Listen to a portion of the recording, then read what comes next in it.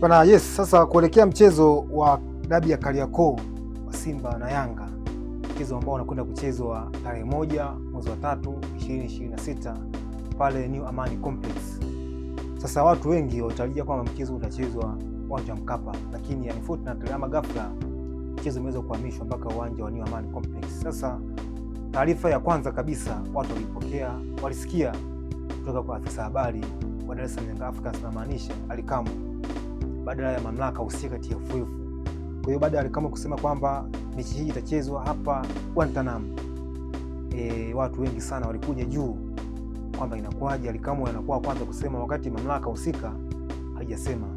Baada ya siku chache Simba Sports Club ikawa kama kuna tetesi kwamba wameandika barua kwenye shirikisho la soka Tanzania bara, maanisha TFF, kulalamika kwamba kwa nini mechi imepelekwa Zanzibar badala ya Benjamin Mkapa.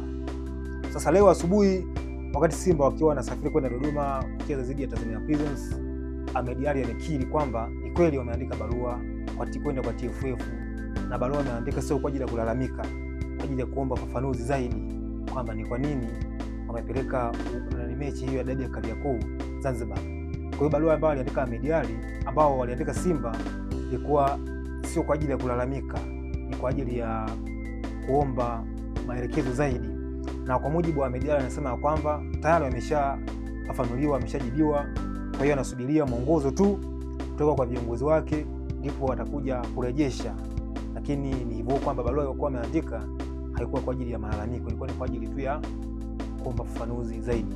Sasa ngoja nimsikize Ahmed Ally alichokizungumza, alafu tuendelee. Huyu hapa Ahmed Ally. Andika barua ya kutaka kupata ufafanuzi juu ya baadhi ya mambo kuelekea katika mchezo wetu wa dabi tarehe 1 ya mwezi wa 3, na hatungependa kuyaanika wazi ama kusema wazi ni mambo gani ambayo tunahitaji kupatiwa ufafanuzi, na tunafanya hivyo kwa ajili ya kuepusha taharuki. Mechi ya Simba na Yanga ni mechi kubwa, ni mechi ambayo inabeba hatma ya vitu vingi.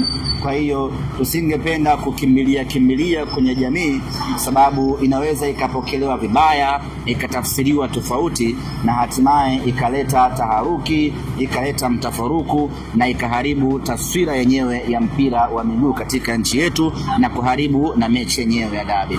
Kwa hiyo tumeandika hiyo barua, imekwenda bodi ya ligi, na bodi ya ligi wameshatujibu, wametupa ufafanuzi, mambo yanakwenda vizuri kweli kweli. Hatuna mashaka, mambo ya kuridhika mpaka nipewe mwongozo na viongozi wangu, lakini niseme tu ya kwamba tumeshaandika barua, tumeshapata majibu, mambo mengine yana.